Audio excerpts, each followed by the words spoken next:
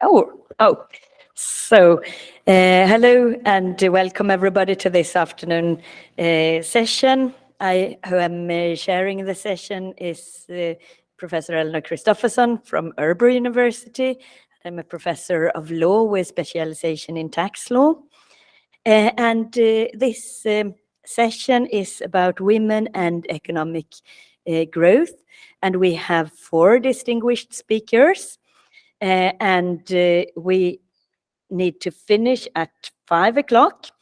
So I think each topic will have maximum half an hour each, and then we will have time for some discussion and some final remarks from Marike Fröhlich. But I will start with giving the floor to Dr. Francesca Constanza, who will talk about gender perspectives in organization and giving a CSR view. So welcome.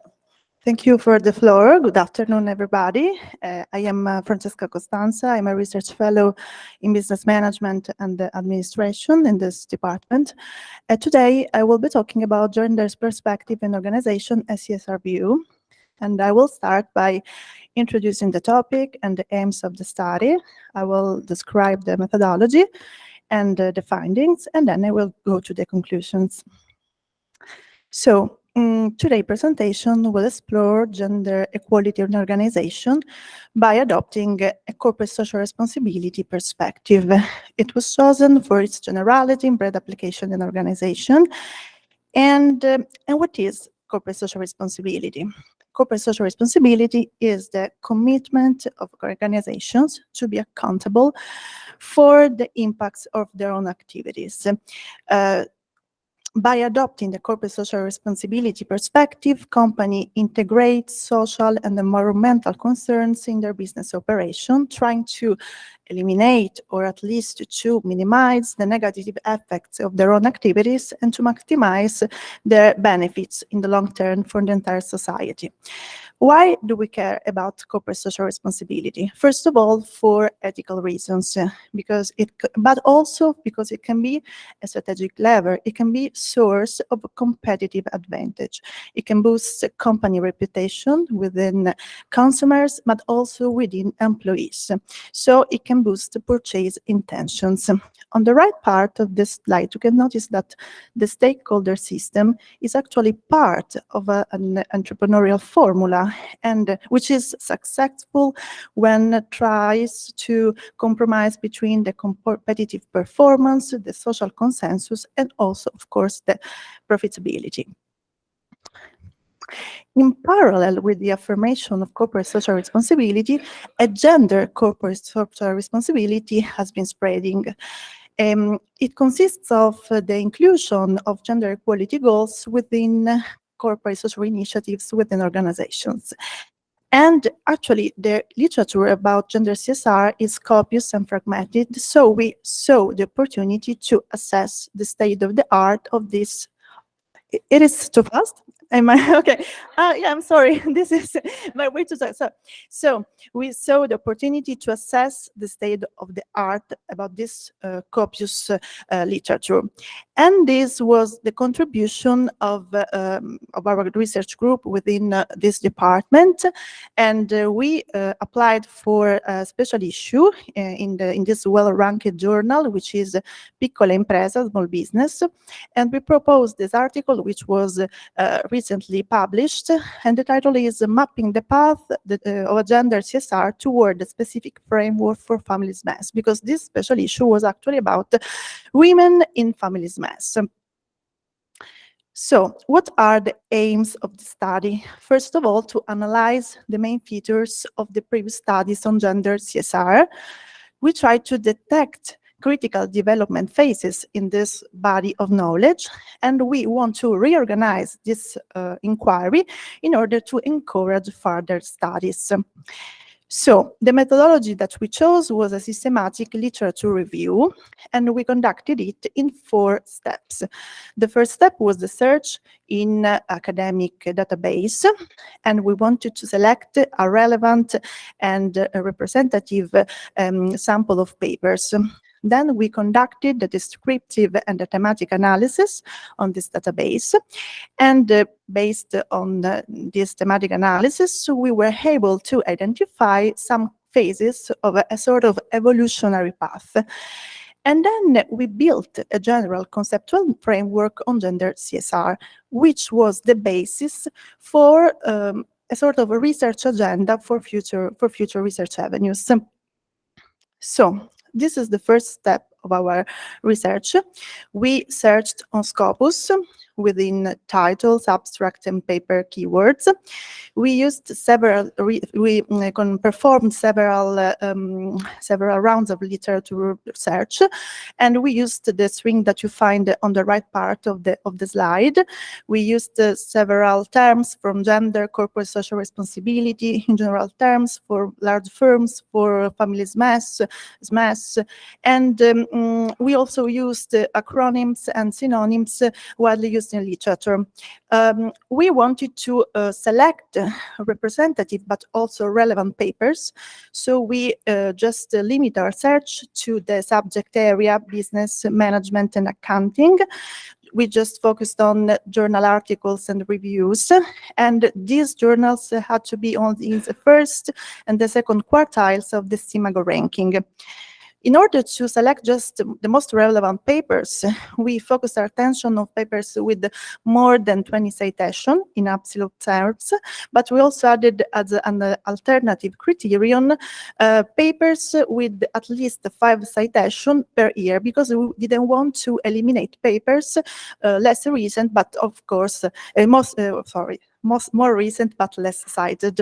And also we wanted to analyze abstracts and, when necessary, introductions in order to eliminate papers that were contributing marginally to our inquiry. So at the end of this process, we identified a total number of papers, excluding some duplication, of 104 papers, which distributes almost exponentially within the time frame from 2004 and 2021. So, in the second step, we performed a thematic analysis on these papers, and we followed 3 criteria. The first criteria is the focus. We distinguished a general focus on large firms or corporate social responsibility in general terms, and a specific focus on families mass and family firms. The second criterion was the perspective. We distinguished into internal perspective, dealing with inside firm stakeholders and internal processes, and the external perspective, targeting the external stakeholders, human rights, and worldwide environmental issues. In the third criterion was the qualitative, the methodology, which was distinguished into qualitative and quantitative. In the qualitative methodologies, we also consider that the qualitative studies, conceptual papers, and literature reviews. In the quantitative, we also included the mixed methods. So, in the third step, we were able to identify key phases of gender CSR inquiry. The four phases are the birth, the infancy, the adolescence, the youth. Of course, these phases are based on the metaphor of the human development, since every individual in his own life passed through different stages characterized by homogeneous patterns, but there are also dividing lines between discontinuities between one phase and another, and each phase brings something from the previous one, which represents its primordial germ. So each phase is characterized by homogeneous patterns in embracing certain focuses, perspective, or methodologies. The dividing lines between one phase and another are represented by the inclusion of new themes, belonging respectively to different focuses or perspective, or new approaches. And this analytical matrix was the one used to identify the key phases according to the categories that I showed you before. So we identified these four phases. The first phase is the BERT. It accounts 6 articles. It is the early development of studies relating to gender and corporate social responsibility with a general focus and adopting an internal perspective with a qualitative or conceptual approach. In the second phase, which is the childhood, we have 7 papers characterized by the emergence of quantitative studies with the same focus of the previous phase, so a general focus and internal perspective. In the adolescence phase, we have 20 papers, almost 3 times the papers of the previous phase. We see the consolidation of general and internal gender CSR, but we also see the emergence of studies on general gender CSR, but adopting the external perspective, still with a quantitative methodological approach. In the youth phase, we have 71 papers, so more than 3 times the number of papers of the previous phase. We see again the consolidation of previous research trends. We see the consolidation of general gender CSR, adopting both internal and external perspective. But we also see in the last branch of this phase the emergence of specific gender CSR focuses, still with a quantitative approach. So we go deep into the phases. So the first phase is BERT. As I said before, it's connoted by a general focus and adopting an internal perspective. The starting point is the seminal work of Grosser and Moon. These authors called for gender equality criteria within CSR tools. So, for example, the main papers look at the weaknesses in CSR practices and in CSR reports. A call for more adequacy of gender equality information within CSR report. Some studies look at gender as a sort of catalyst for to increase the organizational commitment to corporate social responsibility initiatives, and there are some papers reflecting about the specific female leadership styles in comparison to the male counterparts. In the childhood phase, we see the emergence of quantitative studies with a general focus and an internal perspective. The phase starts in 2009 because in this year there are published many works relating the feminine presence in corporate boards and companies' CSR performance. In particular, as far as the creation of codes of ethics is concerned, and in more general terms, the ethical and environmental sensitivity of women than male counterparts. In the adolescence phase, we experiment the ambivalency. It is like an adolescence searching for an identity in a transition period. So the adolescence tries to leverage on solid points, but look for new trajectories. So on the one hand, there is the consolidation of general and internal gender CSR. On the other hand, we also see the external perspective. Concerning the internal perspective, we see studies about the effect of gender diversity on corporate social responsibility performance and disclosure. About corporate social responsibilities performance, gender diversity is found to be positively related to corporate social responsibility results, corporate reputation, and financial performance. Regarding the disclosure, the diversity is looked at as a relevant factors for the dissemination of the corporate social responsibility information, and also the presence of at least 3 women in corporate boards is considered a proxy for higher quality of CSR reporting.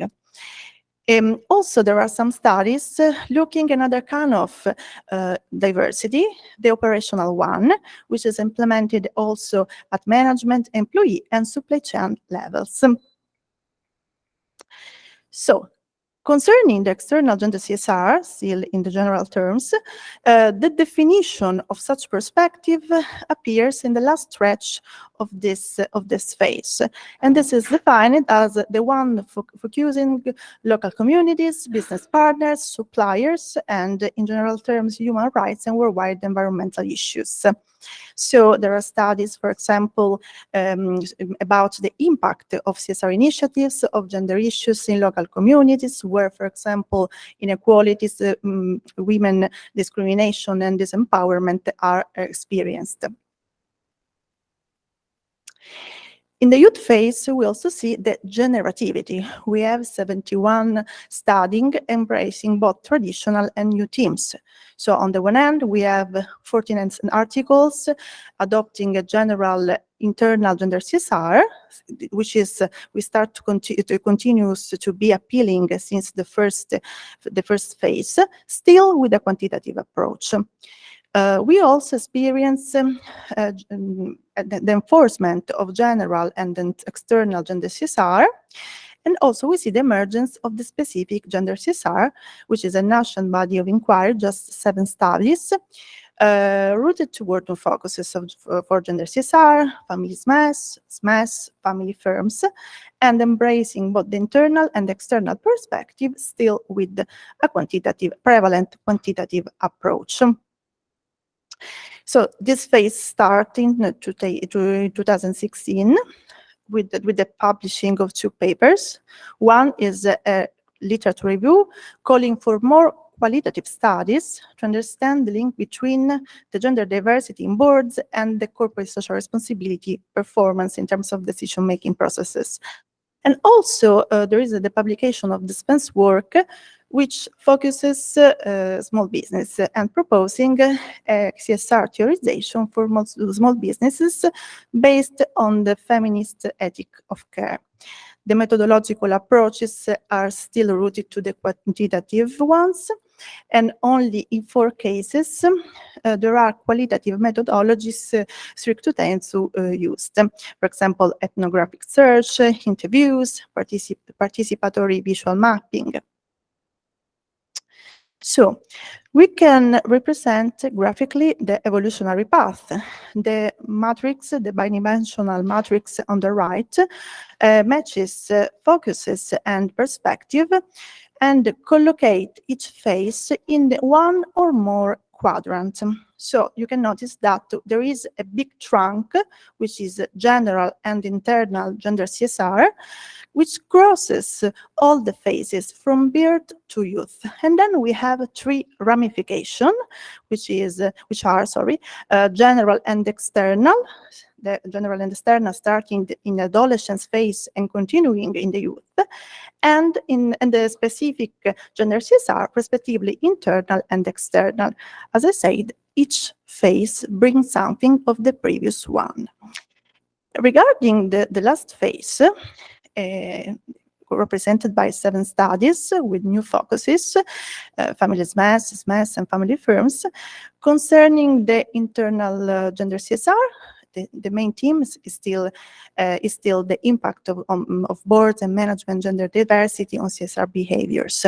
Also, we have analysis about the interplay between gender and family issues, and sometimes studies taking into consideration the orientation of families to CSR practices.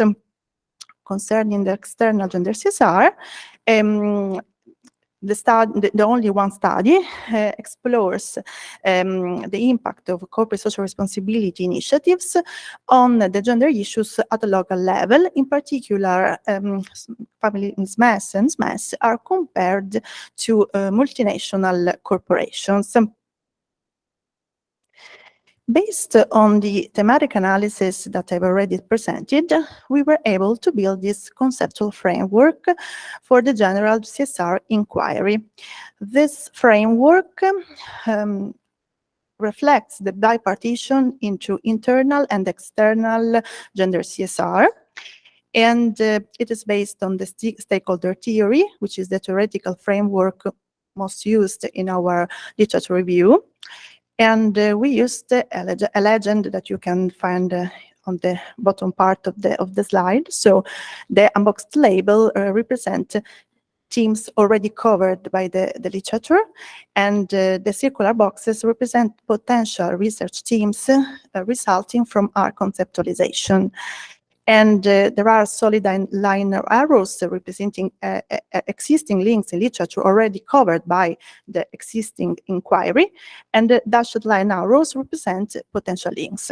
So, for example, we identified 3 new themes for future research. For example, the customer's perception of gender CSR, or the gender CSR impact on other stakeholders than customers and local communities, which are the main focus of the external CSR so far. We also included the theme of gender CSR implementation. This theme is very important for us, since we think that it is important to bridge the internal and external functions, and we call for more qualitative studies about the causal structure, the causal tissue responsible for numerical results about CSR performance and disclosure. So, what's next? We can think about the maturity step of this evolutionary path, and we try to envision the maturity. We call for more qualitative studies able to depict, to portray, to make us understanding the complexity of gender CSR within organization. So we call for considering implementation features in future studies about gender CSR, considering other stakeholders than consumers and local communities. We encourage more studies with a specific focus on SMEs and family SMEs, and such studies should take into considerations the peculiarities of this kind of organizations. For example, the fact that sometimes we don't have a board managing, but there are the owner, which is also the manager of the organization. We also encourage studies to take into consideration family influence. For example, the level of family involvement, the cultural background, the family generation, and also the importance of relationships and reputation in this kind of firms, the flexibility in comparison to large firms, and the informal mechanism connoting these organizations. And we also propose some examples of research question and also research avenues on the internal perspective and external perspective, still with this focus. So, in conclusion, the main contribution of our research is, in first place, the systematization of the fragmented knowledge combining gender and corporate social responsibility, the identification of some steps of a sort of evolutionary path, and the organization of this body of knowledge in order to try to encourage further studies. Overall, corporate social responsibility research initially privileged larger dimension and then switched its focus to SMEs and family SMEs. So we think there is a sort of similar trend for gender CSR inquiry under consideration as a relative immature close research field. So we hope that with our research, we were able to encourage further studies and this body of knowledge to go in the next step, in the maturity step. Thank you for your attention.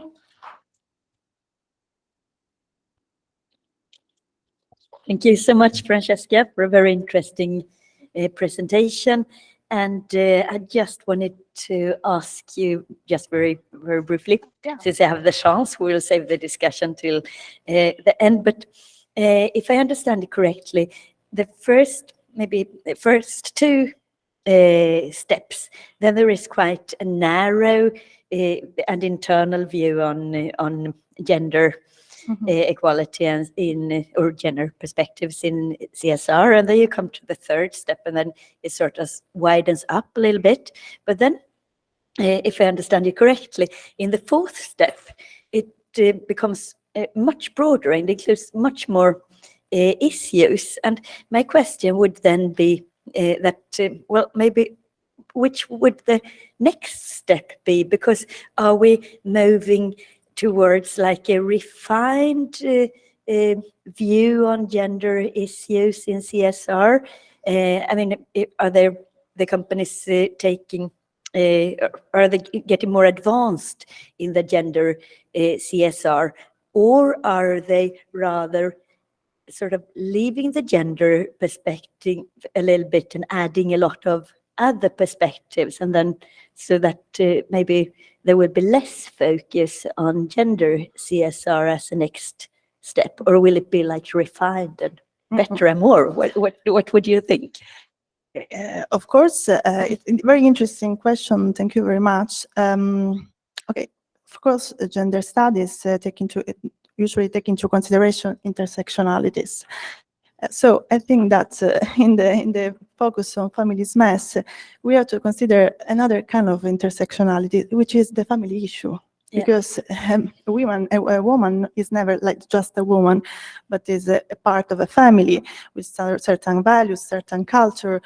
The family generation is also important. So yeah, maybe the focus is more specific concerning the type of organization, but take into consideration gender together with the other factors. For example, family peculiarities. Yeah. I don't know if I was able to respond to your question. Thank you so much. So now I will leave the floor to Professor Antonio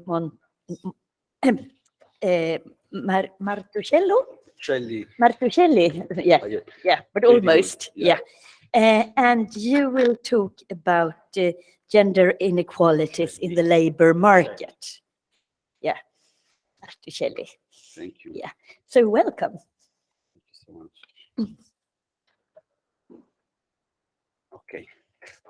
Okay. Good afternoon, everybody. Thank you so much for the opportunity to present, to discuss about gender inequality in the labor market.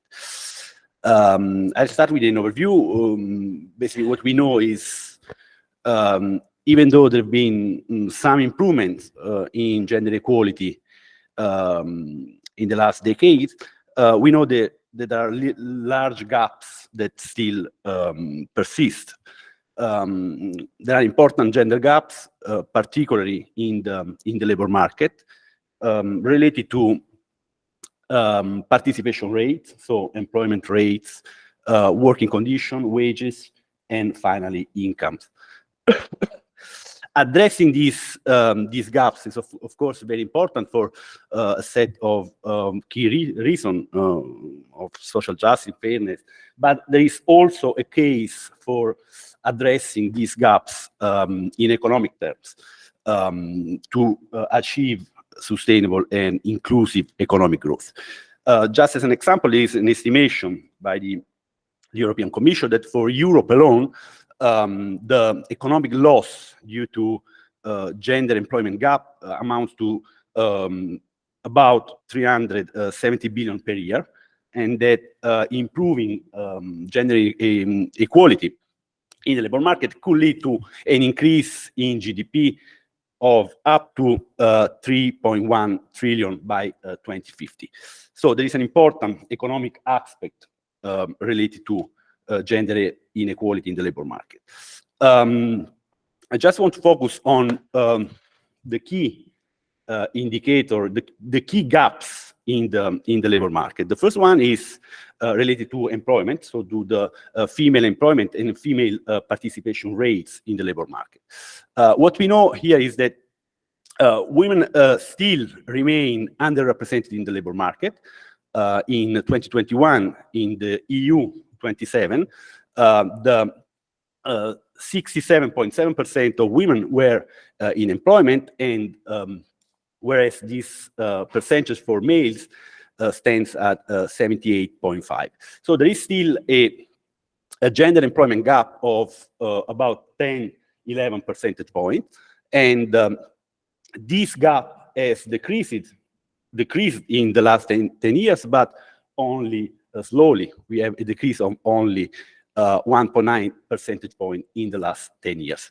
So just to show you some graph. So this is the female labor force participation in percentage for a set of European countries and for the EU 27 as a whole. So what we see in the last 30 years, we see an improvement. So more women participated, entering the labor market, but this improvement is quite slow. So the pace of improvement is not impressive as we would or we expected.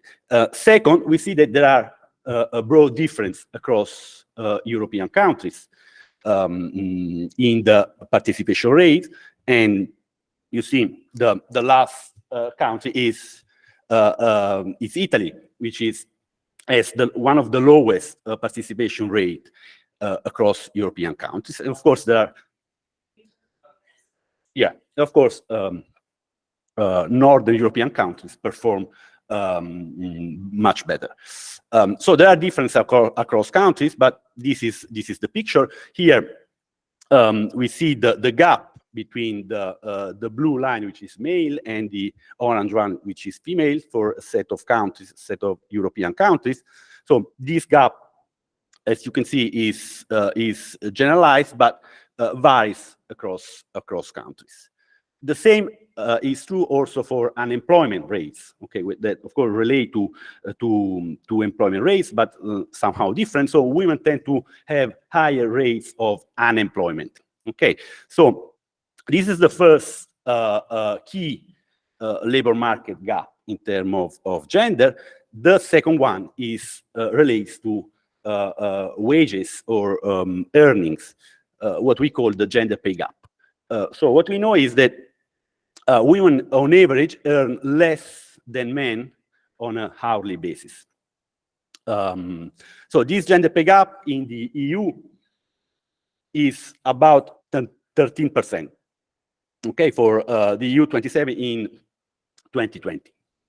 And again, this gender pay gap declined slightly, only by 2.8 percentage points in the last 10 years.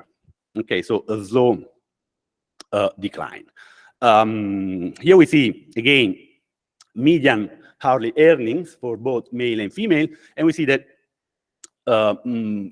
in many countries, almost all the countries, the gender gap is there. Okay, males tend to earn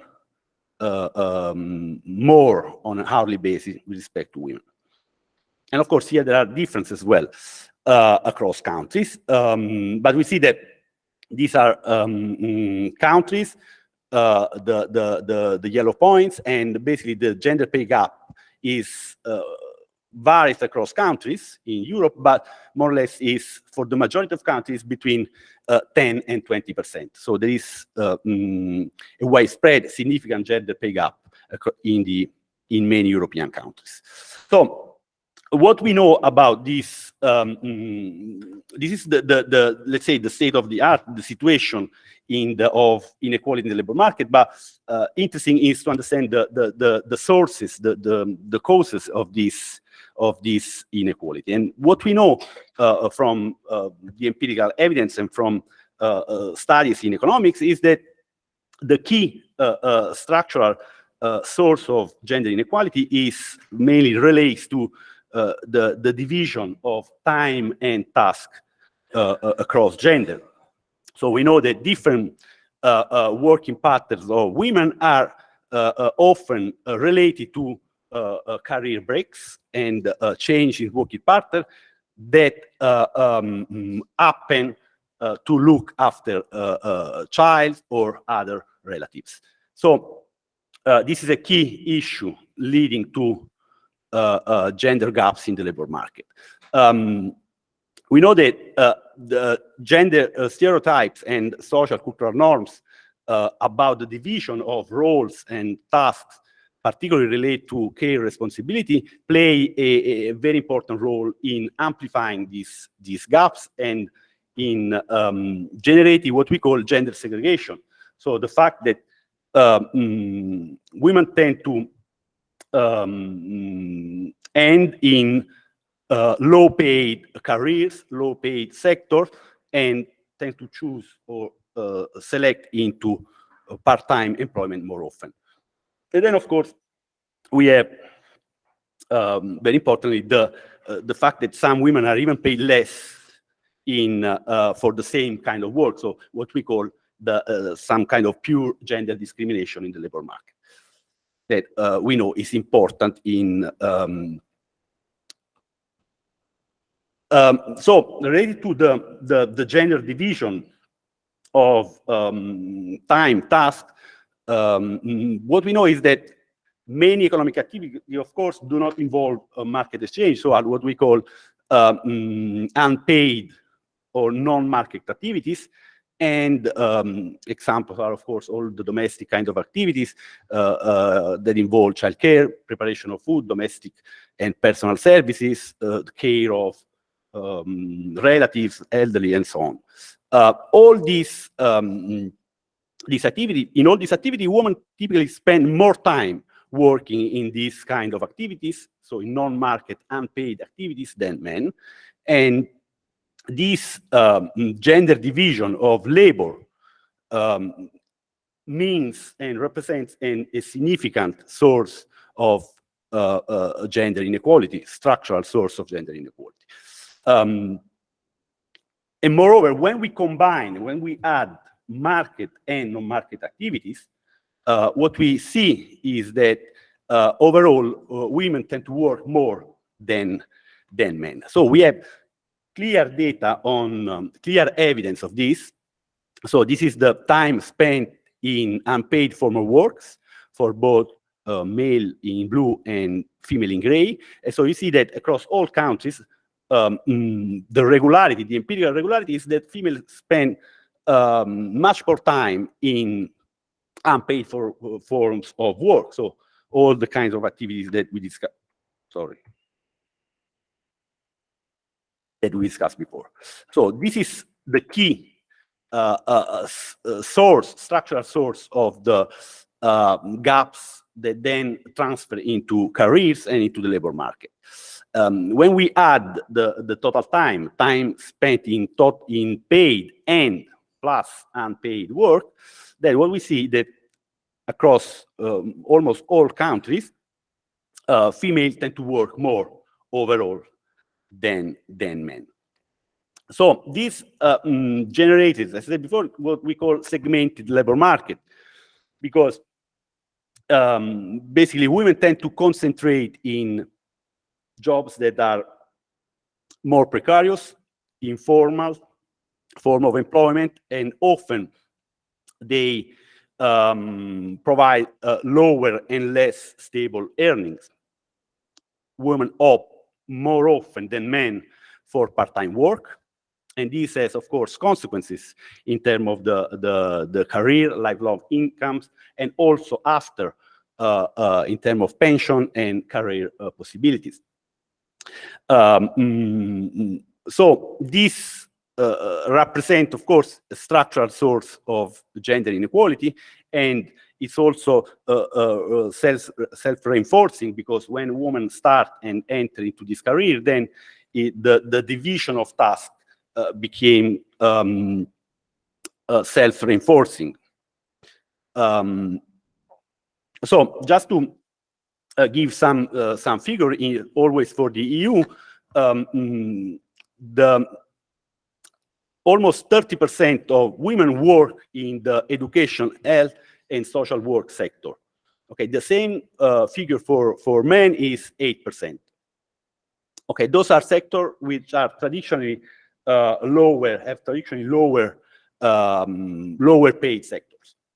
Instead, for the sector of science, technology, engineering, and mathematics, we have the opposite. 30% of men are employed in those sectors, whereas for women, the figure is only about 7%.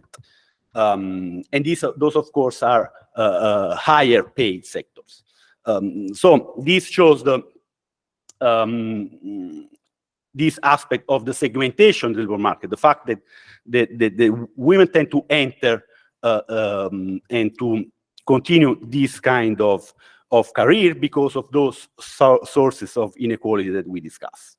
So in this sense, it's key to look at the division of time and task between gender, and look at the issue of work-life balance and the division of care responsibilities. So basically, although more and more women are employed and enter into the labor market, they still assume most of the private, domestic, and care work. And this is the key problem. And whereas in order for men and women to engage equally in the labor market, those caring responsibility needs to be or should be shared more equally. And in this sense, working arrangements needs to allow for a better reconciliation of between work and private life. And we know that the availability of affordable and high quality care services is crucial and is key to facilitate women's engagement into the labor market. So what are the key policies that seem to work in this respect to reduce this structural source of inequality and to and are promising in terms of reducing inequality gaps in the labor market?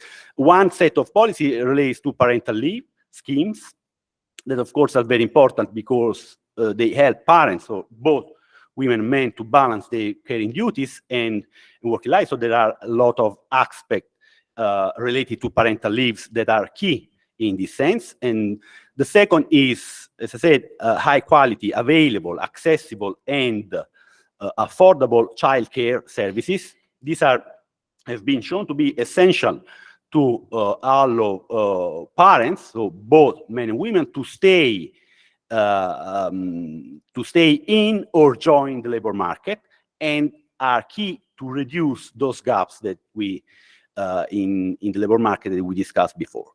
And the last set of policies that are key in this sense are flexible working arrangement.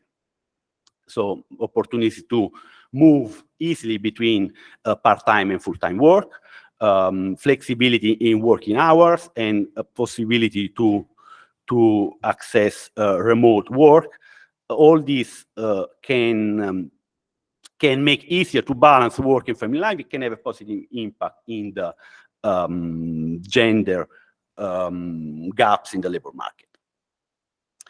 So just to conclude, we know that persistent gender gaps exist in many important domains, particularly in the labor market. We have the key gaps relate to a lower participation rates of females into labor market, and a persistent and still important gender pay gap. Of course, those gaps vary across country in the EU, but are present all over the countries, and also, of course, worldwide in maybe different aspects. So the outcome of this is, of course, an unequal economic structure in terms of gender. And what we seem to work is to be very important to design policy to address what is the one of the key structural source of inequality, which is the division of time, task, and between gender. So particularly parental leave schemes, high quality care services, and flexible working arrangements are key. Thank you so much.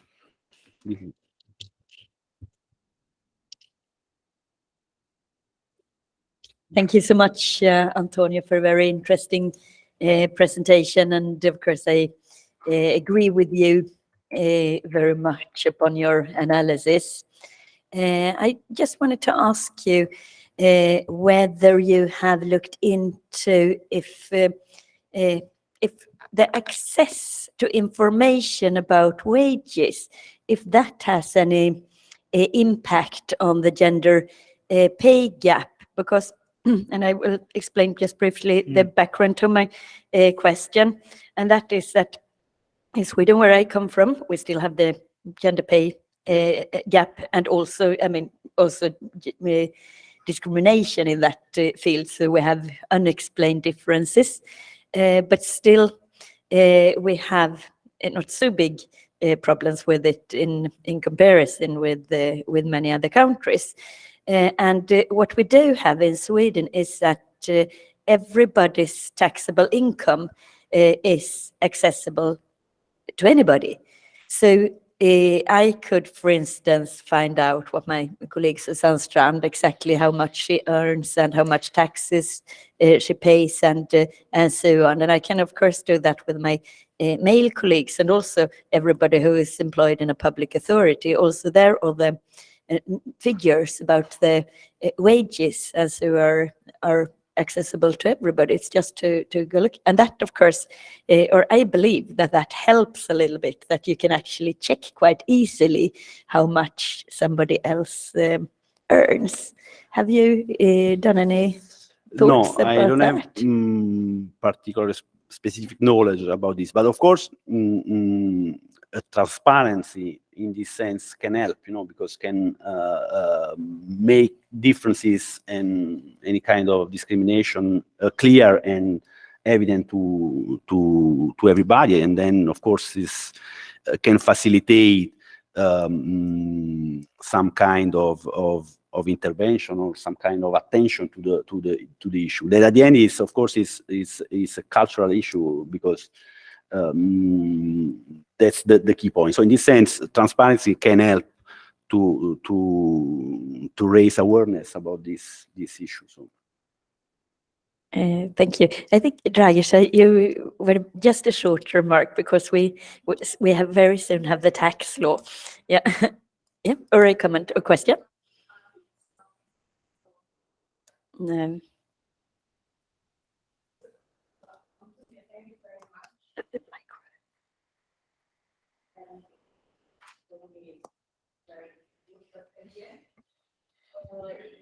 Sorry. So this is the question. You mentioned twice what would be the factors of people and the result of that faith. It's that friendly and the factor of healthcare services and the more flexible working Arrangement. Yes.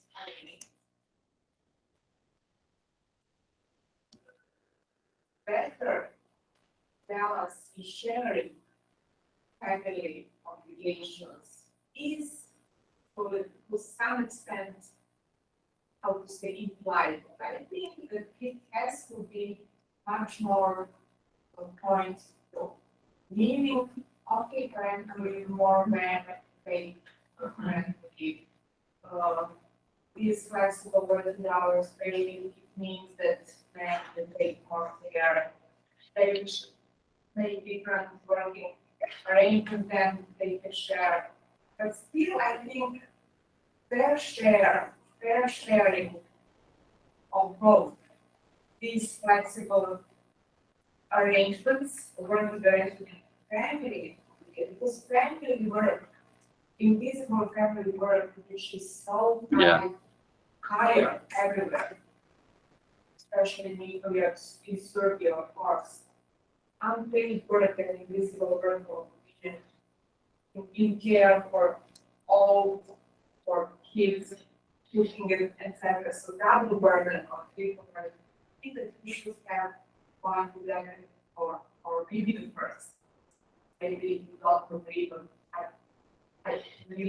No, I totally agree. In fact, I think that is the first point is that this is a cultural issue, that we need to change this view, these stereotypes about roles in gender roles. And of course, this kind of politics can help, and sense can be a plus. But without a cultural change, they are not going to do much. They can provide some help. They can change a little bit the balance, and they can help if they are well designed. But they are not a panacea for this. The first thing is to change the view, the cultural and social norms that relate to this view and what you said Okay, but- exactly.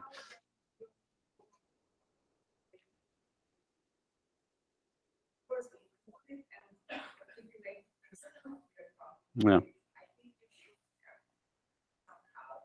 There's not only background culture of this stuff. Yeah. These are great things.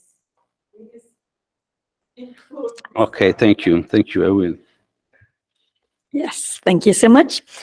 And now I have the pleasure to welcome our last two speakers. They are Professor Dr. Roberta Alfano and Dr. Sofia Paula Alfano, who are going to talk about taxation policies and gender discrimination. And I know that we will hear something about the reduced value-added tax rate on feminine hygiene products, which is actually quite a big value-added tax issue when it comes to gender, but also some other things. So very welcome, both of you, and good to have you here. And you are very, very well visible on the big screen, and so it's like having you here in person.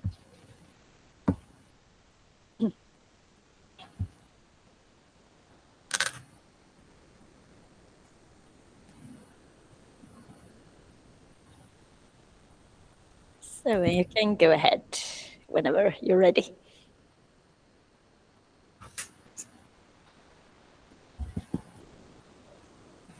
Oh, did you forget to unmute yourself, Sophia? Or No, you should be able to hear me. yeah, now we hear you. Roberta is going to speak first. All right. Yeah, I'm going to share my screen. that's perfect. Thank you.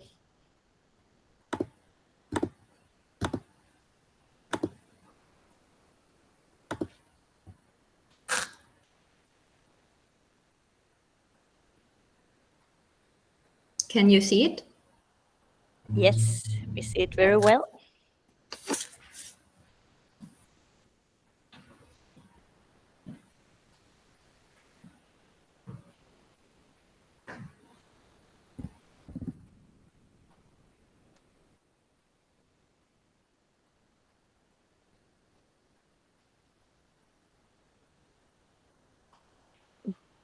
So Roberta, I think you can start if you want to, if you're ready.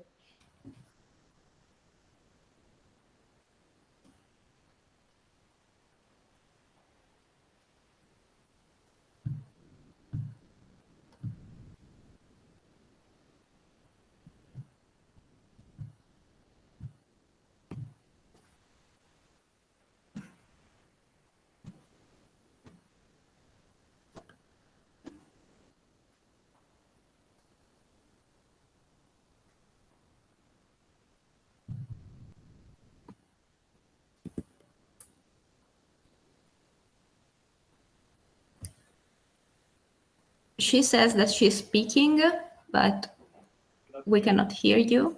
Yeah.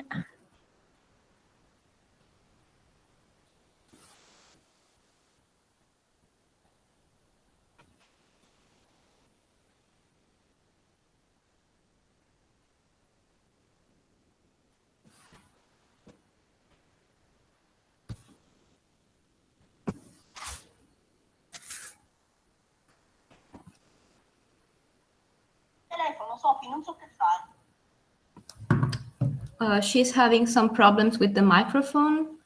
I don't know.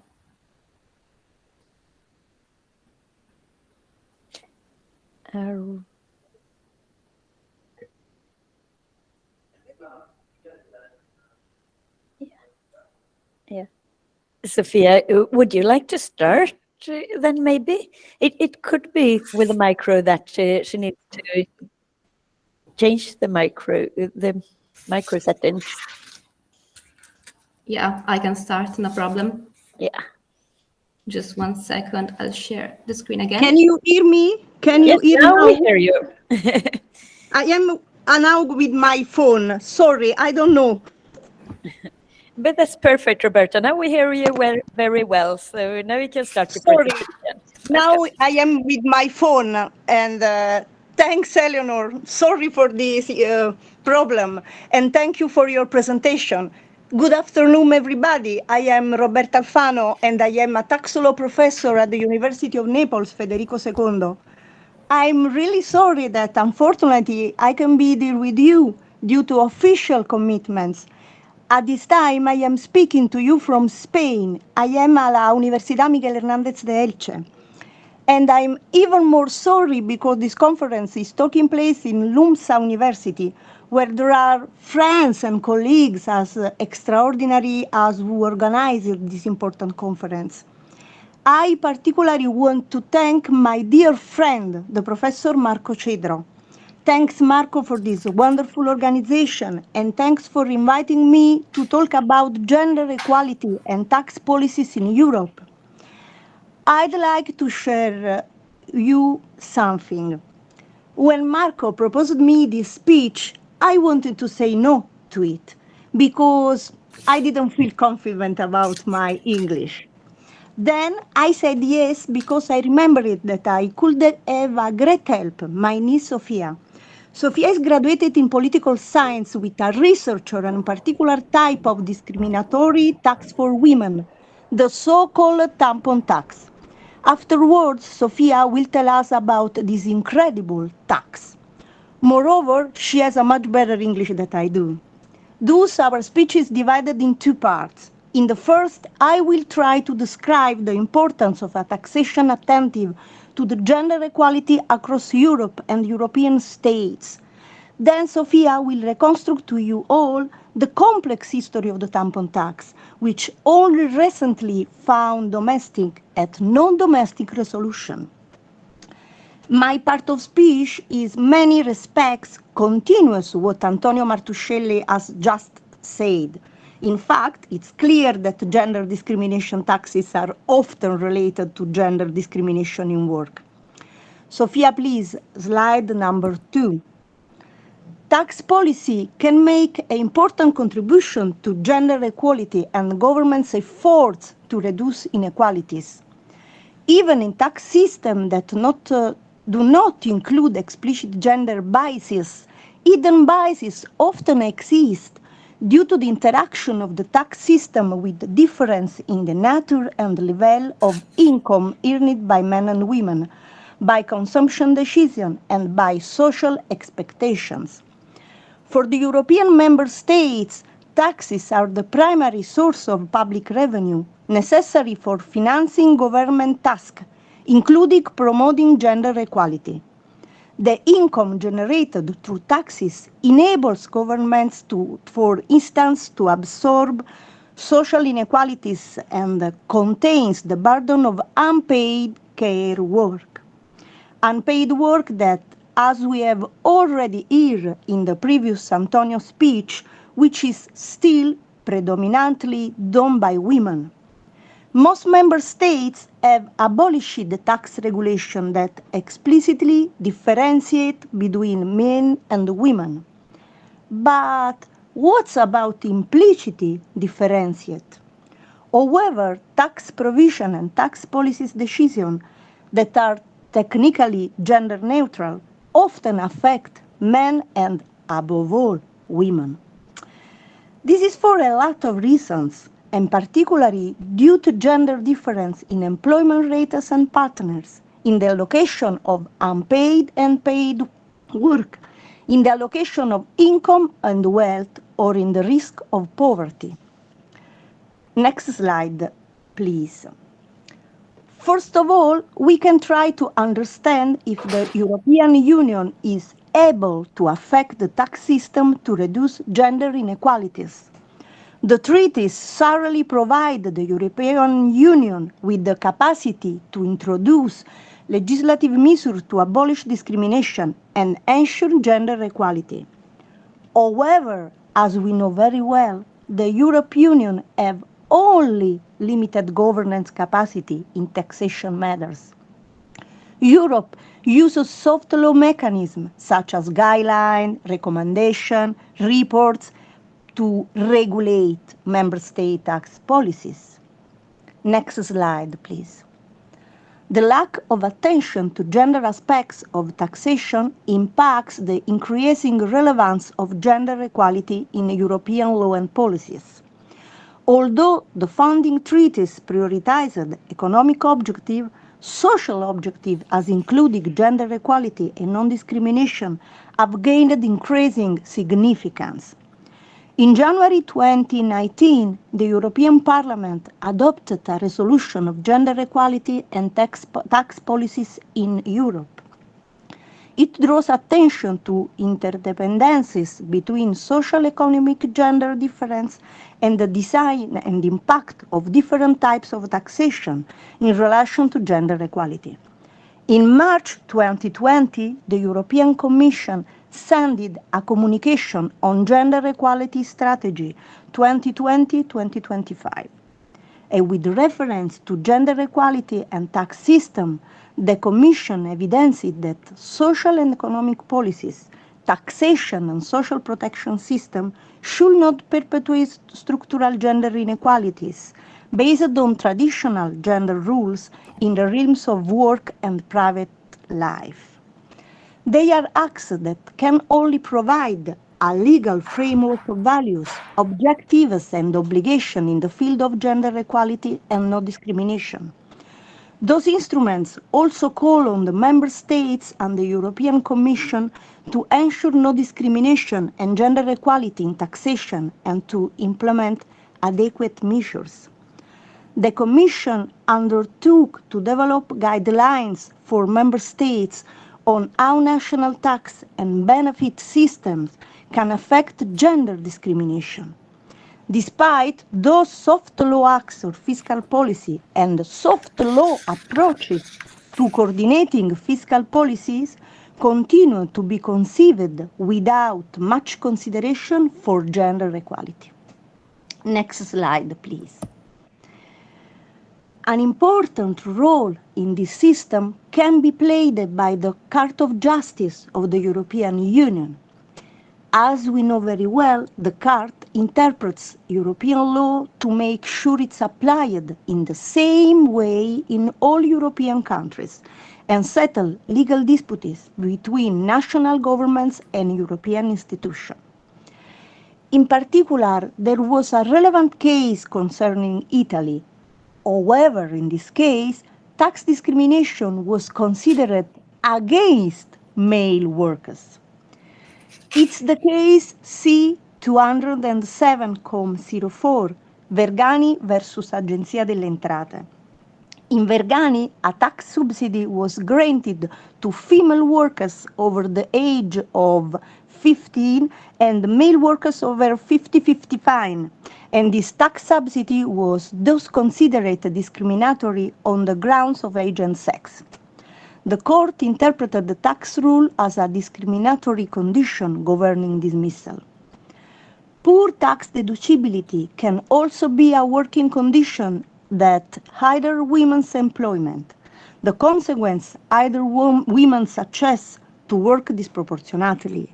For example, insufficient childcare costs linked to tax benefit may constitute indirect discrimination based on sex. Slide number 6, please. Despite European and national obligations and commitments to prohibit discrimination and ensure gender equality, neither the Union nor the Member State adequately acknowledged gender issues in taxation. The European Union can set a good example in trying to promote implementation at the Member State level. The implementation of gender impact assessment also requires specific gender equality-oriented goals for tax policy. In addition to reducing tax-related barriers to employment, it's necessary to consider the distribution of paid and unpaid work and the effects on disposable post-tax income. To sufficiently address gender inequalities in taxation, it's also important to promote the collection of tax data on an individual basis and to close the gender data gaps on consumption partners. Revenue from taxes will become increasingly important in order to restore state funding after the pandemic crisis. Therefore, it's important to carefully assess the gender impact of the tax measures before to the recovery phase. This should involve an overview on national no discrimination and gender equality obligation that apply to tax policies, including state mechanisms that address gender inequalities in taxation. One of the most critical objectives to promote gender equality in taxation remains to eliminate tax-related disincentives to female employment. Therefore, it's vital to increase both soft law and hard law efforts to face individual taxation in the member state and support tax or benefit provision and institutional forms of care to reduce the financial burden of care work. Next slide, please. In February 2022, the OECD released the first cross-country report analyzing national approaches to tax policy and gender outcomes. The report draws upon input from 43 countries on the issue of gender and tax policies design and explores the extent to which countries consider and address gender equality in tax policy development and tax administration. In analyzes countries' perspective on to what extent gender should be taken into account in the tax policies development process. It also takes stock of the impact of the coronavirus pandemic on gender equality in the tax system and highlights how countries considered gender outcomes in their tax responses to the pandemic. The report finds that gender equality is an important consideration in tax policy design for most countries, and that about half of them have already implemented specific tax reforms to improve gender equity, most commonly in the taxation of personal income. Tax administration process could be more or less accessible for both sexes. In reality, it's not quite so, and this process still favors men over women. Therefore, the approach to tax compliance, fraud, and avoidance behavior can have a gender impact depending on the targeted programs, or if the approach varies according to the sex of the taxpayer. Next slide, please. 3/4 of the 43 countries who responded consider tax and gender to be at least somewhat important, with each of these countries considering it to be very important. Countries indicated a number of priorities for future work. Responses to the survey highlight varying degrees of priority and assessment of gender outcomes in tax policies design across the countries surveyed. Key areas where implicit biases were seen to exist in many countries include difference in the nature and the level of income, consumption decisions, and the impact of social rules of the outcomes of the tax system. A useful step for governments wishing to further address the impact of implicit biases in their tax system could be to consider guidance and how to take gender into account in tax policies design. Consideration of the impact of changes in the tax structure and the mix are also important to assess for their impact on gender outcomes. Therefore, it will be useful to carry out new further analysis to improve awareness of gender discrimination in national tax systems, in particular implicit ones, so that their impact can be better assessed and reduced. Well, this is a only rapid state of the art. Now it's very important to analyze a very serious and concrete case of gender discrimination. Is the case of VAT and additional taxes on women's health products, the case of the so-called tampon tax. Sofia, please, the floor is yours. Thank you, Roberta. I would firstly like to thank Marco Cedro and LUMSA University for inviting me to talk about a topic that is very dear to me. I'm Sofia Paola Alfano, master's student in international relations, and the tampon tax was the topic of my bachelor's dissertation. With the term tampon tax, we mean the value-added tax that weighs on the products used to deal with menstrual hygiene, such as pads and tampons, but also more ecological alternatives, such as the menstrual cup or washable pads. It is extremely reprehensible, the conception of pads as luxury items, a conception which is common to many countries, which therefore consequently tax these items.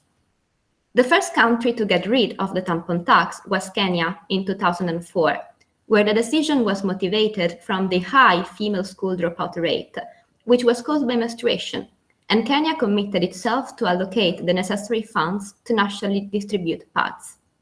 More recently, other states moved to reduce or eliminate the tampon tax. In the United States, different states are working on removing it with various degrees of success, and mostly through legal ways. I will focus on the European way of dealing with the taxation in my speech, but I would like to point out here that the United States dealt with the issue in a different way. They are very similar to the European Union, for they do not have a unified system to establish the VAT on menstrual products, and therefore the states are free to do as they consider appropriate. We will see that in the European Union, member states have individually moved to reduce the taxation. In the United States, to reach the same result or to completely eliminate the tampon tax, privates had to conduct class actions and mobilize the public opinion.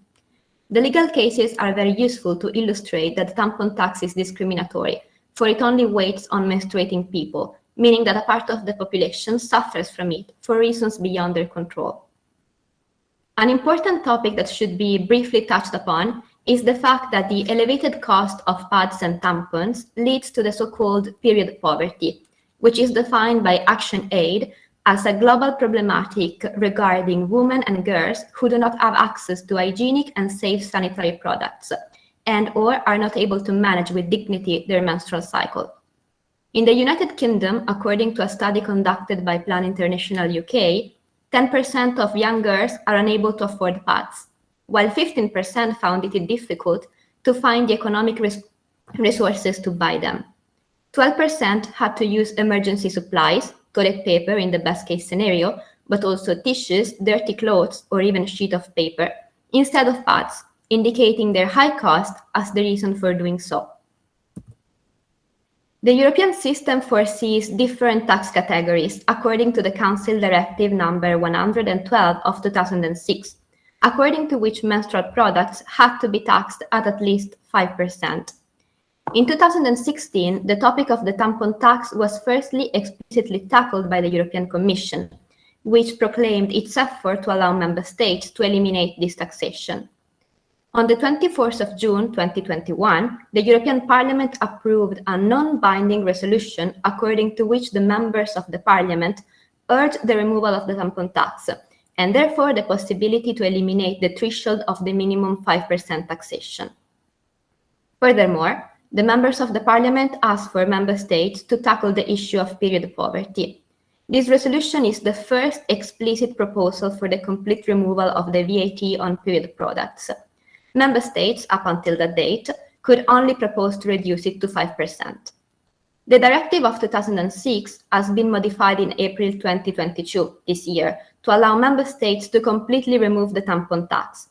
In fact, the new Article 98 specifies that member states can apply a VAT inferior to 5% to the items indicated in the third attachment, which now finally includes menstrual products.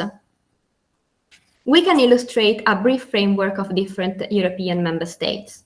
In France, a first attempt at bringing the taxation from 20 to 5% dates back to 2016.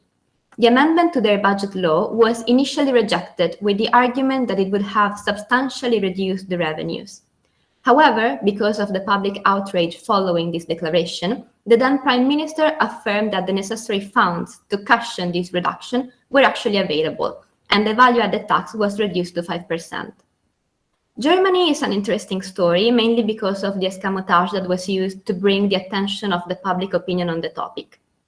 A startup, the Female Company, started selling the tampon book, a book which included many different stories surrounding menstruation, and a pack of pads. Since the pack was part of the book, it was subjected to a 7% taxation, instead of being subjected to the 19% taxation usually reserved to pads. The initiative was accompanied by an independent online petition, and the effect was the reduction of the taxation to 7% starting in January 2020. A particular focus should be given to the United Kingdom, at least before Brexit, and to Scotland in particular. The United Kingdom has often been very vocal about wanting to be able to completely eliminate the tampon tax, and this topic has been a very important strong point for Brexiters. The reduction of the taxation to 5% dates back to 2001, and ever since 2015, the government had allocated the income coming from the tampon tax to the Tampon Tax Fund to allow the realization of projects to favor women and young girls living in vulnerable conditions. In 2016, the government had actually voted to completely remove the taxation, but it was then constrained by the European directive. With Brexit, the tampon tax has been eliminated starting 2021. Scotland can be a particular virtuous example, especially when considering the topic of period poverty. Scotland already guaranteed the free distribution of pads in school and universities. But now, with the passing of the Period Product Free Provision Bill, it has allocated around £9.2 million to allow for the free distribution of pads, also through local authorities, charity associations, and sport clubs.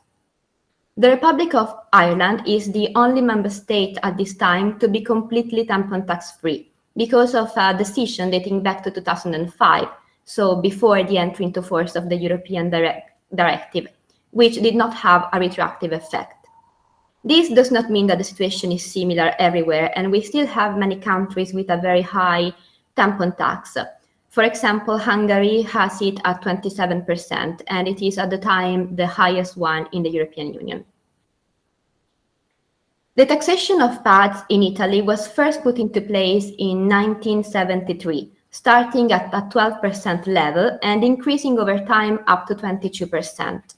The first proposal to bring the taxation on all menstrual products to 5% dates back to 2016, but at the time it did not reach the parliamentary debate because it was not considered a national priority. The following proposal was in 2020, and it foresaw the reduction of the taxation only to a 10% level, but it was rejected because it was calculated that the cut in income could not be covered by any other means. However, a first reduction was applied to a very specific category of menstrual products. In fact, a taxation of 5% was applied to compostable and biodegradable pads, which are, however, generally more expensive and more difficult to find. Additionally, not all women can use this kind of products, and it is therefore possible that it could be demonstrated the discriminatory nature of this reduction in taxation. The reasoning behind this measure was environmental in nature, to try and reduce products that are considered polluting, but it should be noted that as of now there is an absence of relevant studies in this regard from the academic community. Three important initiatives can be illustrated.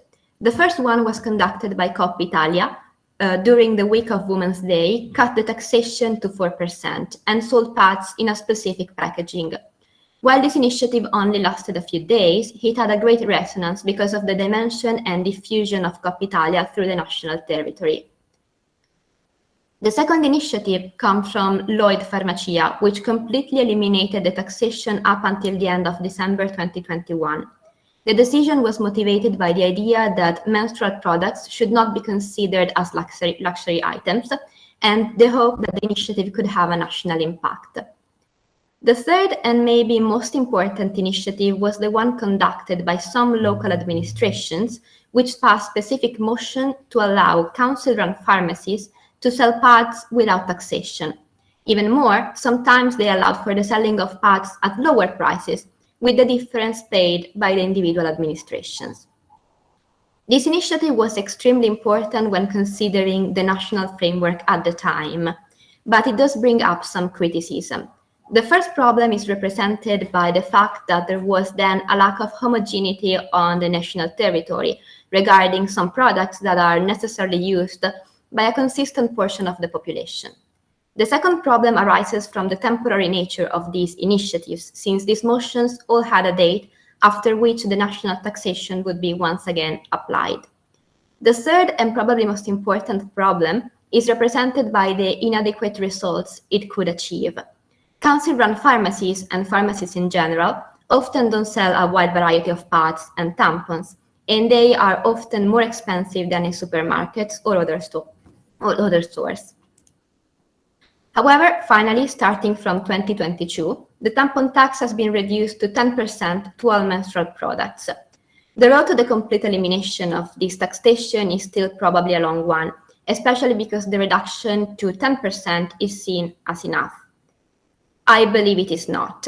The tampon tax has to be considered discriminatory, for it weighs only on a portion of population for reasons beyond their control, and it derives from a patriarchal system that does not understand what a period is and how it can be safely managed. There is therefore the need to understand that such items cannot be considered as luxury items, but as essential tools to safely deal with a completely natural body function. Thank you for your attention.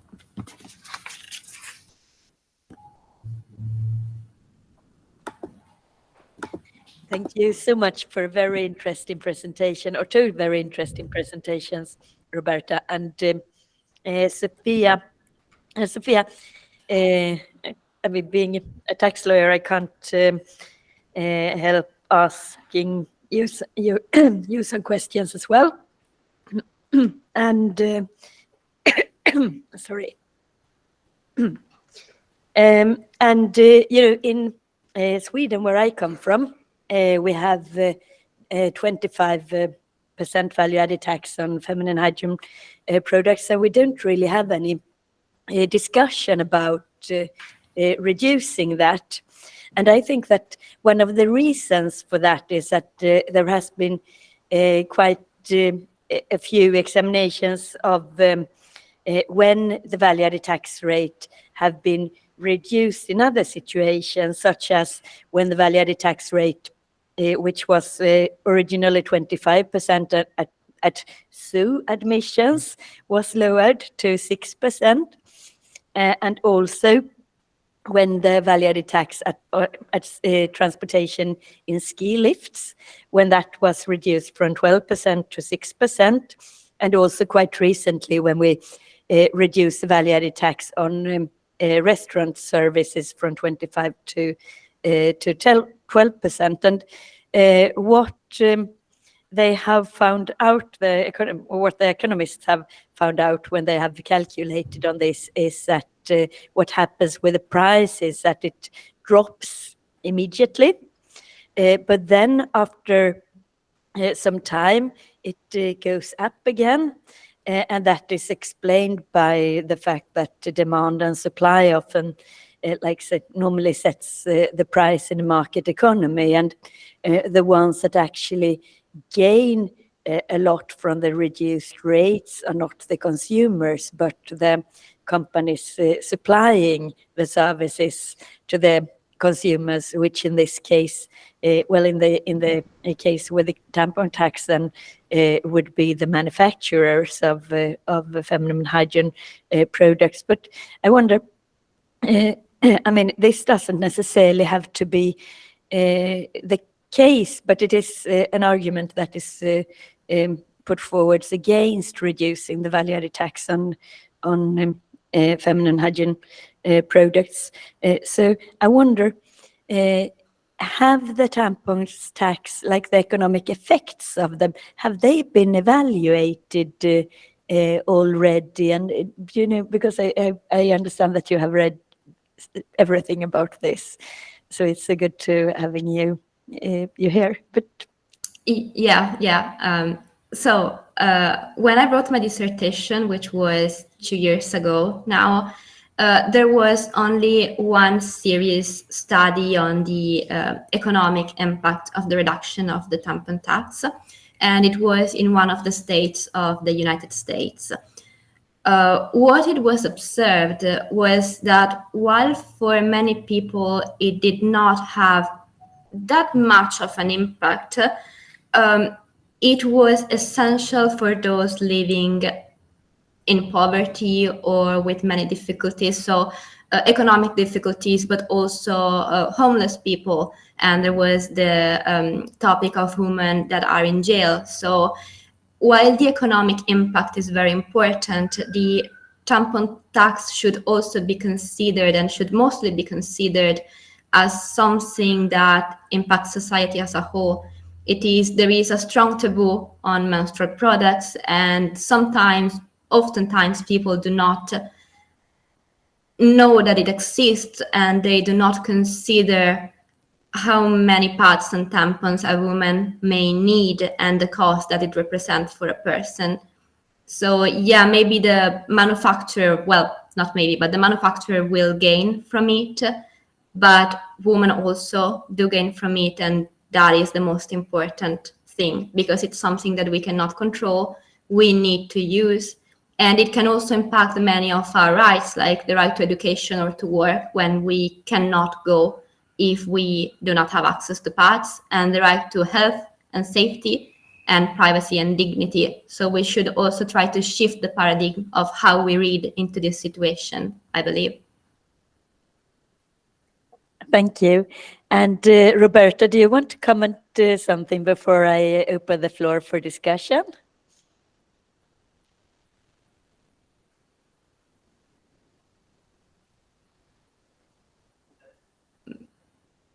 All right. Then she doesn't want to. She's very uncomfortable with her English. So if you have any question for her, you can direct them to me, and we can keep in touch by email and answer by email. So she has the help to translate it into English, if that's all right for you. Perfect. Thank you so much. And now we open the floor for the discussion. We have. How much do we have? We have like 15 minutes for discussion, and then Marika is going to say some final words. Yeah, we'll see. So we have some time for discussion, at least. So, do you still have any questions? And to all four speakers. Yes, Professor Gigerich.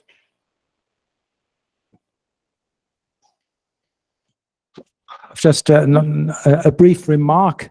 I've never thought about the tampon tax, so I'm absolutely innocent in this respect. You just drew a connection between value-added tax and luxury items, which I think is not entirely correct, because value-added tax has to be paid also on, for instance, food. There is usually a reduced rate on food, and on other items which might be considered luxury, the rate is higher.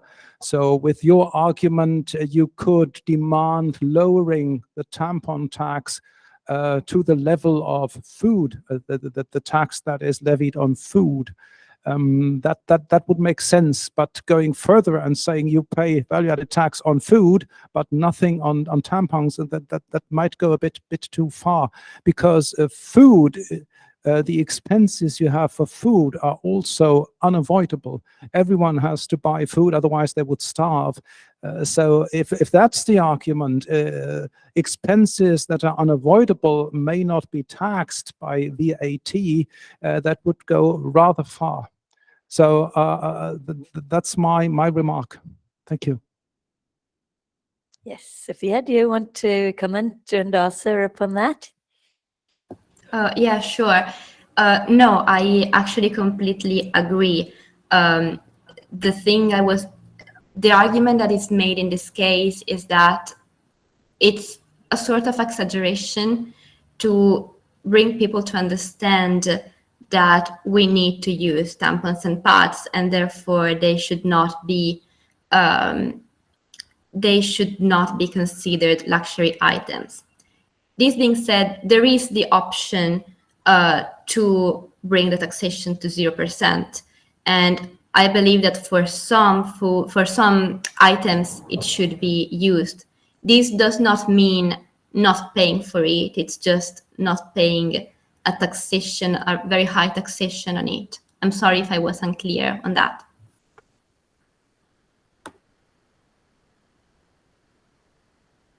Marika?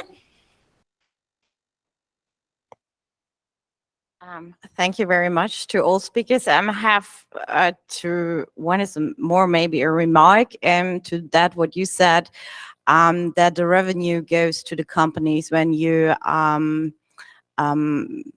reduce the value-added tax. That is what happened in Germany. So although we are not quite sure if it's due to the fact that they took the revenue or there are maybe higher prices due to that, what happens to other products as well. So, but the question is maybe not, okay, we don't do it because maybe the company or the manufacturer takes the revenue. It's maybe rather to change the thinking that this is not a luxury good. It's something essential what we need, unfortunately, or fortunately, whatever you think about that.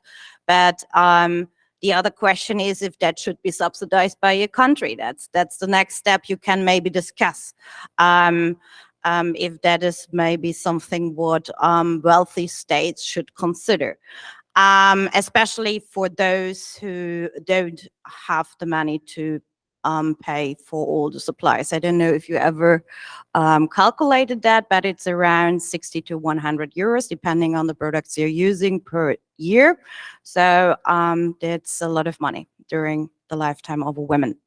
That's the one thing. The other thing is to Francesca, what do you consider small and medium-sized enterprise? So because I was not, maybe I missed it, but which definition you're using, because there's quite a big range of it. So thanks. That's true. We actually took into consideration, we didn't focus this definition because we know there are different conception of small, medium-sized companies, in particular comparing, for example, the USA and European Union. So we didn't actually focus this, and in the future, and we put it in the limitation of our study because we need to tailor our model to different morphologies, companies within this category of SMEs. So thank you for your comment, because you're right, and we actually knew it, yes. Sophia, do you also want to react on Marika's remark? Yeah, of course. Just that I don't have an economic solution, especially because there are not enough studies about the economic ways. So I don't know, honestly don't know, if subsidizing them could be a way to try and help and solve the issue. But it is an option that has been considered together with maybe, especially in countries that have a national sanitary system, maybe passing them as many medicines can do, so as something necessary. But I can do more research if you like something more about it, and then tell you. Thank you. Yeah, and I think that is a very important point that you raise, Marika, that I mean, you always have the option either to do something in the tax system or to give a subsidy. And I would say that that is very much like the Swedish solution. We do very little with our tax systems. We don't have, for instance, any joint taxation between spouses, or we don't have any child deductions. We don't have any deductions if you would need to pay a loan for an ex-spouse, so which is quite rare. So we don't have those kind of deductions, but instead we have a lot of subsidies, and I suppose also an alternative for for feminine hygiene projects is, of course, that you could, for instance, provide them for free in school and yeah, make difference, deal with it in different ways. Yes, we have a question here.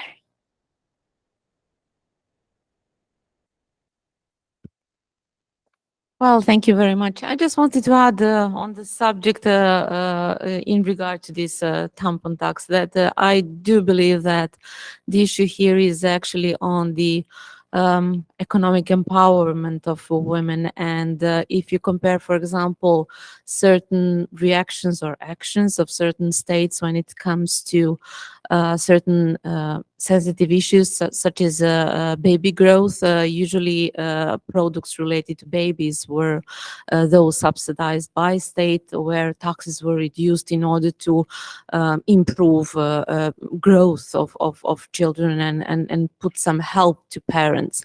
And I think actually we're talking here is the same issue of economic empowerment.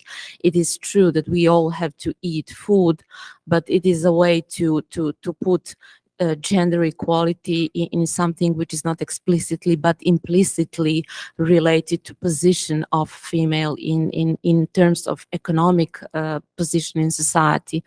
And by the way, this is this idea in business law is to try to do this affirmative action to empower female to be on equal terms by giving them something which they usually don't have if you do not put additional effort.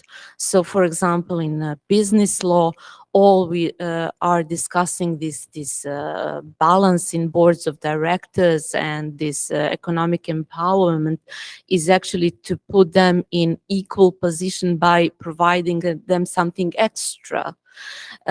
So I think that was the point in this issue. And by the way, I had a question for Professor Constanza as well. In her research, she was relying very much on certain articles in relation to business management studies. But I was wondering whether this research was related to certain legal developments in the area, because I think that they could have spread some additional light to research results. Because if I noticed you made this distinction in these phases of research according to certain major works from certain period of time, if I'm right, yeah? Thank you very much for your question, very interesting. In our study, we didn't take into consideration the impact of new regulation, but it is a very good point. I think it is very important, and maybe in future research we will take into consideration. For example, in Italy, 10 years ago, we had a new regulation to increase the presence of women in boards in big societies, and quoted and listed. So what happened that after 10 years, the number of women in the boards arrived at the level decided by the law. But the problem was that this law didn't have any effect on the other companies not obliged to fulfill this requirement. So the problem is that we have to understand what is the effect of the law and what are other effects that need to be combined with the law. For example, education in school, in university, this is part of this education action about it. And this could also be related to what Antonio was saying before, the importance to balance the duties and responsibility between women and men, for example, for the parental leave. Because, for example, in Italy, we have another regulation on August. Actually, we have the parental leave for the men, but it is about 10 days, I think, is not enough. Of course, it's not enough. It's something kind of funny, okay, if we compare it with other European states. So we think to really think about the law not as a formal duty, but something that can be really put in practice. We need to think about the real implementation within companies, within families, within the real society, within our communities. So I think that what is important is that when we think about the law, we have to think about the design of the law, but the way in which it is put in practice. Yeah, that is my idea. That's exactly what I was thinking, that when we do certain legal impact on certain issues, such was the one you were discussing. For example, you were mentioning these phases that you mentioned 2012 as the year where you discovered many papers written on the issue of board of directors and equality and gender representation, which coincided with, for example, EU Commission proposal to adopt directive on gender representation.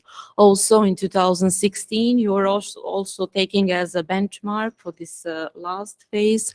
For example, we had something which is called Small Business Act for European small medium enterprises, where it was explicitly underlined that gender equality should be reached in small medium enterprises. So even though those issues were not finally being finalized by adoption of certain documents, they raised the issue, which was then the main point of those research you were mentioning. So yeah, exactly. So thank you very much. Thank you for your comments. Thank you. And do we have one last question, maybe? No. And then, Antonio, do you want to say something, add something more to the discussion, or so before I hand over to Marike? Yeah.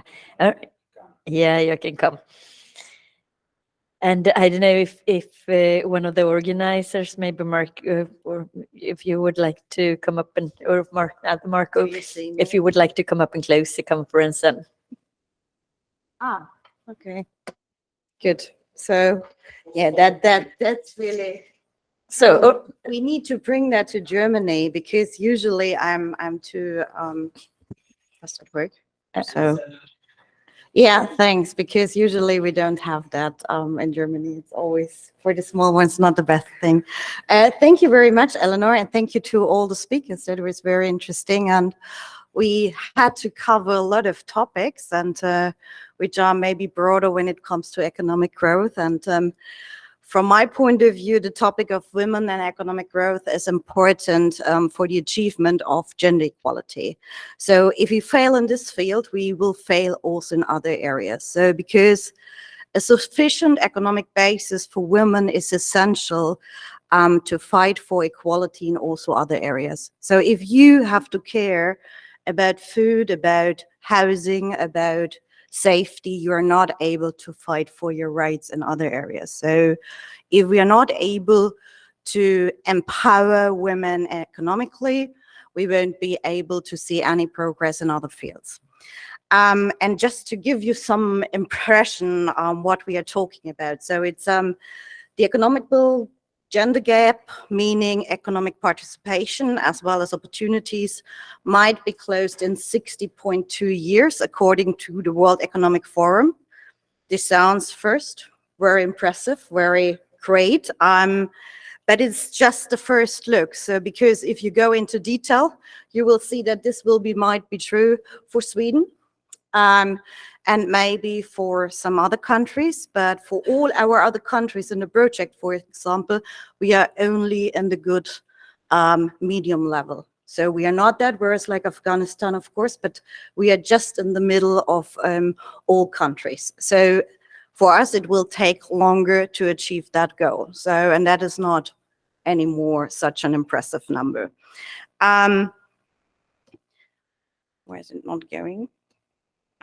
So, and more important for me is that it's maybe women we are the half of the, or more than half of the population of the world, but we are only contributing up to around 40% to the global GDP.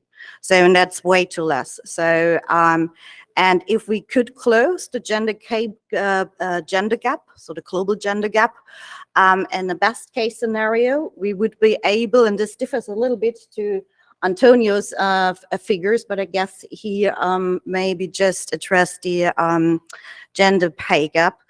This would add 28 trillion US dollars to the global GDP. That's impressive. That's the annual GDP of China and US together. So just imagine that. So that would be the best case scenario, but also if you only take half of it, still, it's an impressive thing. And for me, when you keep that in mind, it is not only necessary to fight discrimination against women due to the fact to give equal opportunities to women. It's also necessary just for an economical development and also for the welfare of the citizens of a country. And one of the first constitutional duties of a country is to safeguard and to guarantee the welfare of their citizens. So it's not only just because of human rights issues. So it's also because seen from an economical perspective, a necessity to work on the economic empowerment of women. And regarding what has been said from all the speakers, I want to point out a few more things which are, from my point of view, crucial for the economic empowerment. Is first, women have to be represented in all levels of work and in all fields. This means that we need to impose quota. As Tatjana said, that's a discussion for a very long time.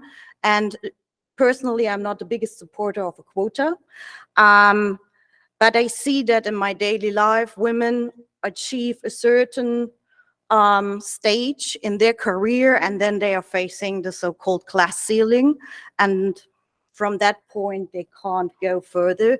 And this is not their fault. It's also not the fault of the male colleagues, so to say. This is often a result of the wrong presumption due to some stereotypes that mothers are not available 24 hours, or that maybe female colleagues can get pregnant, and so on. So that are stereotypes which we have to overcome. And also women are not so visible in the business world. So they usually disappear very fast because they have to take maybe care of children or something else. And men have stronger networks and they are not afraid of using them. So I also see that with my colleagues. And I'm also engaged in some female initiatives for networking. And I see that they are not so used to networking or using that. And that's why I think that imposing a quota for a transition period could be helpful to overcome that, to overcome stereotypes, to overcome let's put it like this, a little bit, the tendency not to use the networks, but only in a transition period and under the precondition that only the women which has the same qualifications will be the one who will be successful, not the one who has less qualifications. And because this is often misunderstood. Because if you, of course, support the less qualified women, that won't help anybody. Moreover, we need to support female education. So, but we need to distinguish there between low income and high income countries. What they need is completely different. As Francesca also has shown and also explained, and also other studies have shown, if you empower girls to go to school and to higher education in low-income countries, that has a huge impact on the development of those countries. So, and this is really necessary.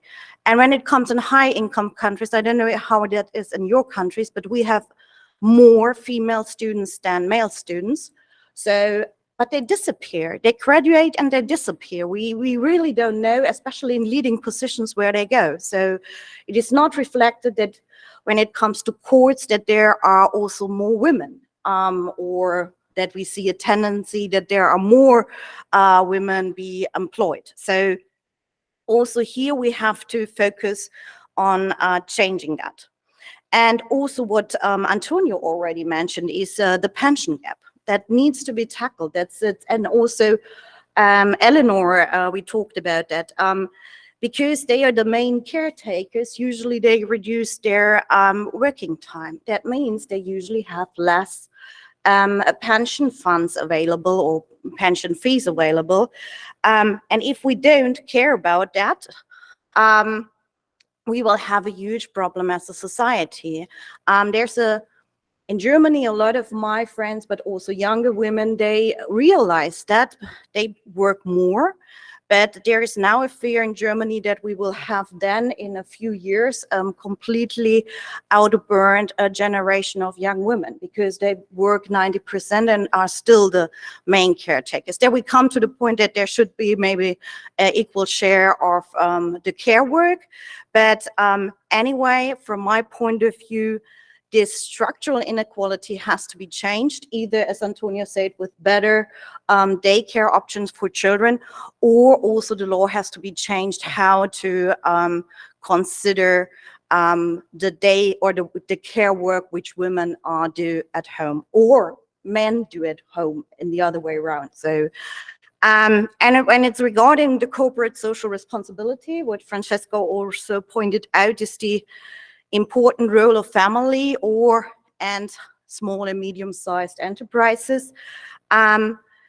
We also need to take this into account, but also especially the bigger ones, those who we call the multinational enterprises, because they already have a very good understanding when it comes to CSR on the national level, or so to say, where their seat is, but they are not, or often not, caring about the global supply chain. So everything what comes with violating human rights, social rights, environmental rights along the supply chain, they usually don't care.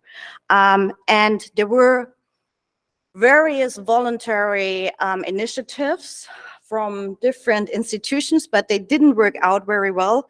And that's why a few countries started to have some liability laws. So Germany imposed one last year, which makes companies liable for for violations under certain circumstances along the global supply chain. There's also a proposal in place from the European Union, and it it directly addresses sexual harassment, exploitation, any discrimination based on sex. There can be done more, but it's, from my point of view, a first step to raise the awareness of the companies, but also of the consumers. So of all of us to think about, or to think twice when we go to any cheap clothing shop and getting those clothes, because usually they are not produced in the gender sensitive way of production. And finally, as Roberta and Sophia already also said, we need more gender impact assessment. That's, from my point of view, the most crucial thing. We need numbers, we need figures, we need statistics. That has to be mandatory for all legislation. So that's done in Canada, for example. There it's not only gender, there's also environmental issues and others, but we have to have that as a mandatory part when it comes to legislation. And not only legislation which is addressing economical topics. So I really hope that we will be able, maybe keeping this in mind, that we are able to close the global gender gap in 132 years, as the World Economic Forum says. And I also hope that projects like LAWGEM will support such a development, or this development. And finally, a personal note, I want to thank you all for this excellent and also inspiring work during the last years. I learned a lot. It also raised my awareness for gender topics, especially in the economical field. And also the researching, writing, and as well discussing together. I think it has grown new friendships, which will hopefully last beyond the end of a project and will be the basis for new projects. And of course, a special big and heartfelt thanks goes to Marco, Gabriele, Giuseppe, Marco, and Antonio for hosting us and for your hospitality. It was really a pleasure to be here. And also to your team, for those who are still here, that's always helpful when somebody's around who can show us the way. Yeah, thank you very much. That was it from my side. And thank you to all of you.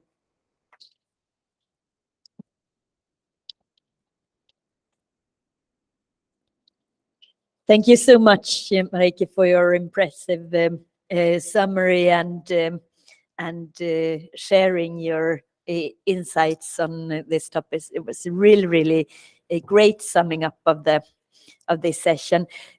So I think what we have left is only once more to thank our speakers for a very interesting session. We should thank the EU for funding this wonderful conference, and also once again thank you to LUMSA University for hosting us. So thank you very much.